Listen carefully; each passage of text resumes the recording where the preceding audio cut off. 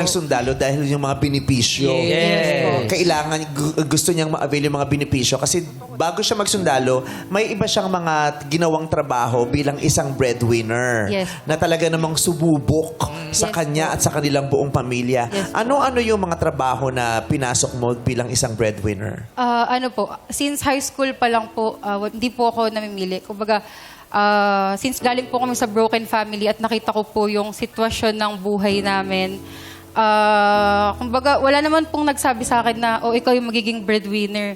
Pagdating ng araw, ikaw yung sasagot ng mga kakainin natin. Wala pong nagdikta sa akin. Paano ka naging breadwinner? Pero po, nakita ko po yung hirap ng buhay. Anim Nagkusa po ka. kaming magkakapatid. Nakita ko po yung lola ko. Kada umaga po, madami po kami magkapatid, 6 po. Binibilang niya po yung barya. Yun po talaga hindi ko makakalimutan na yung baon ko po is 10 pesos. Tapos po, sakto-sakto lang po yun para sa Panganay amin po. ka, Wala na Christine. pong matitira. Pang 5 po sa 6 na magkakapatid po. Bakit sa'yo napunta ang Yes. responsibilidad?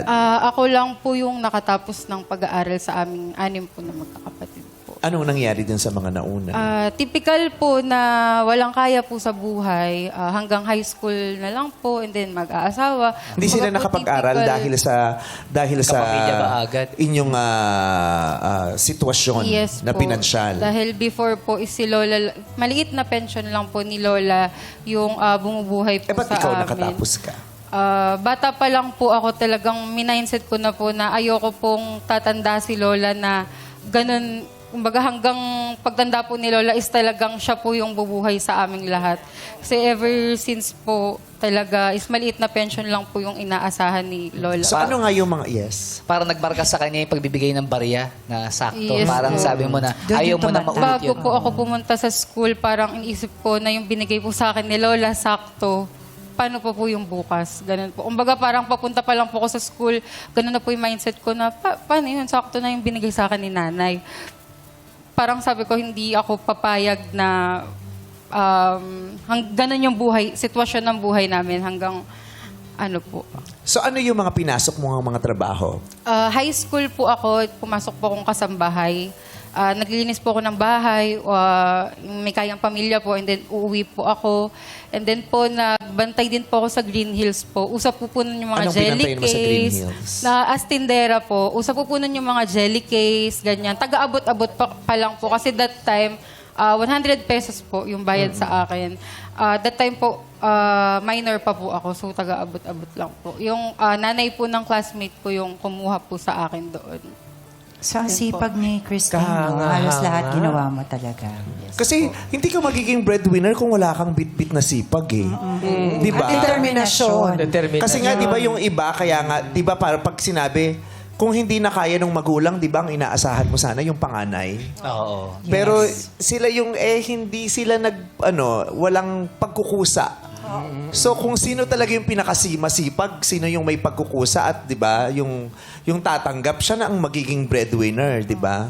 So, habang nag-aaral siya, nagtatrabaho pa rin Yes. siya at a young age. Siya ang porsigido talagang makatulong sa family. Tsaka hindi siya pumayag, 'di ba? Yes. Kasi Ayaw niya, no? lahat naman silang magkakapatid, pareho ng sitwasyon eh, 'di ba? Dahil lahat naman sila anak ng magulang nila na walang pera. Pero siya, hindi siya pumayag na hindi siya magtatapos. Oo. Pinili niyang ibahin ang kwento ng buhay niya. Yes. Pero sino nag-convince sa'yo na magsundalo? ako, kasi nakita ko sa Green Alam mo, Hills. bilib ako sa'yo. Kasi Nabentahan niya kasi ako ng jelly. At ano? Jelly case! Oo. Pero wala nag-convince sa'yo na magsundalo Wala ka? po talaga. Ang tanong ko ito, di ba medyo delikado ang pagiging... May panganib, di ba? Pag ikaw ay sundalo, hindi ka ba natatakot doon? Hindi po. Kasama po yun sa sinumpaang tungkulin sa bayan. Klase, no? Yung ano, husay. Hindi lang po. Pero kasi wala nang mas nakakatakot pa dun sa pag-aalala kung may kakainin ng pamilya mo bukas. Yun ang pinaka nakakatakot na iniisip ng napakaraming Pilipino araw-araw. Anong ulam namin bukas? bukas. At paano buhayin ng pamilya. Diba? Yan ang importante. Yun ang kasi. nakakatakot. Yung enrollment, nakakatakot yan eh. Yung bayaran sa eskwelahan, nakakatakot yan. Kuryente. Pero nakakatuwa siya kasi success story din siya. Totoo. Bilang isang breadwinner na maraming pinagdaanan, maraming pinasok, ang dami niyang na-achieve din para sa kanilang pamilya. Yun nga, unang-una para sa kanyang sarili, napatapos niya ang sarili niyang mag-aral. Tama? Ano-ano pa yung mga na-achieve mo para sa family mo? Hindi lang siya Dahil nagtapos. I mean, aside from graduating, magna cum laude. Yes! Diba? Yun talagang... Oo, tamo.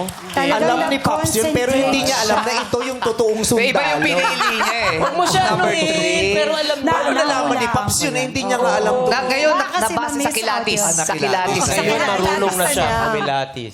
Diba ang galing Miss Pops? Hindi lang ba sa graduate, diba? May distinction, diba? May honors. Magna cum laude. Yes, yes. Anong kurso mo? AB Psychology din po. Hindi criminology. Hindi, psychology. Psychology. Hindi psychology. Magna cum laude. Grabe, naman. So, nagtatrabaho siya, pero nag-concentrate talaga siya sa kanyang Daan po pag-aaral. sa pagsisikap. Kasi po, scholar po ako noon and then kapag bumagsak, lower than 1.75 po yung grade. Mawawala ang scholarship mawawala ang mo. scholarship po. Kaya talagang pinilit ko pong pagsabay-sabayan. Pinag-husayan mo talaga. Determination talaga. Galing, galing. And focus para sa kanyang pamilya.